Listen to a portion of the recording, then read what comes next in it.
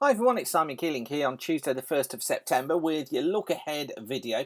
Thanks again for watching. Well, we did it. We beat our £2,500 target in our fundraising month for Macmillan Cancer Support, or rather you did it, you beat the target. So thank you so much for all of your donations. You can still donate. Go to justgiving.com/weatherweb and you can make your donations there. We are £60 short of our total from last year, so if you can afford to donate, please do so, and just go to justgiving.com/weatherweb.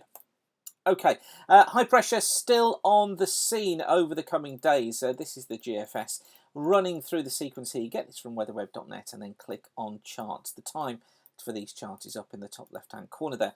Of course, we stay with a northerly flow, which is what's destabilising things and bringing the showers that we're seeing at the moment. And occasionally what we will find, and the timings may not necessarily be correct on this, little troughs coming down in the flow, such as that one there during the latter part of Friday, intensifying the showers.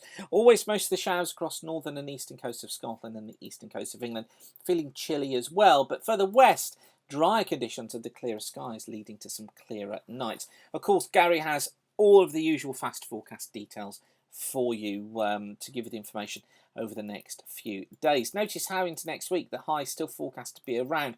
Got to watch for this northeasterly flow. This then has a tendency to intensify precipitation across southern and southeastern parts of the country. So it's something we need to watch for. But essentially the GFS just wants to hold on to the high, generally to the north of the country by the end of the forecast period here, which is getting into the 10th, 11th of September. And then the GFS, yes, still sees plenty of high pressure around, squeezes it off down to the south, but tries to bring the jet stream back in from the west. But that's a very, very long way off. And the GFS always wants to go back to a westerly unless it's seeing something particularly significant. I guess what we could pick up from this is that it then tries to build the highs back out towards the west once again. I still think the main message is yes, pressure higher than normal, but not sort of high pressure smack over the top of us causing a glorious Indian summer type effect. I think it is going to be staying pretty chilly with that northerly flow. And in fact, it's interesting to take a look at the CFS and see how that's been performing. This is the forecast for week 1 of rainfall. So this is taking us up to the 7th of September, and there's the high centred off out towards the west there.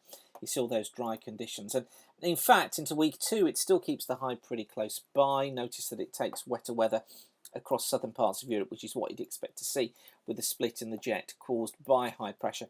And in fact, the CFS trying its best to hold on to that high. It does a breakdown of sort out in the west into week 3, and for week 4 starts to squeeze it off towards the east, but keeps many areas dry, but wetter weather getting into the west. Now, I think it might have gone just a little bit high happy, but if we just look at the previous runs of the CFS, that too, this is looking at the mean of the runs over the last 14 days, that too, during the same periods, went for higher pressure. Look, it made more of a breakdown into week 3 and then brought it back into week 4. I actually prefer that look of things from the beginning of the month, where we see some rainfall getting into many northern and western parts of Scotland, Ireland, perhaps the north of England, and probably some rain across southern England as well. I think it's the first half of the month where the high pressure is clearer, second half of the month where it kind of has a bit of a battle to get in. But it's just interesting to see how that has developed on the CFS and how it's been pretty consistent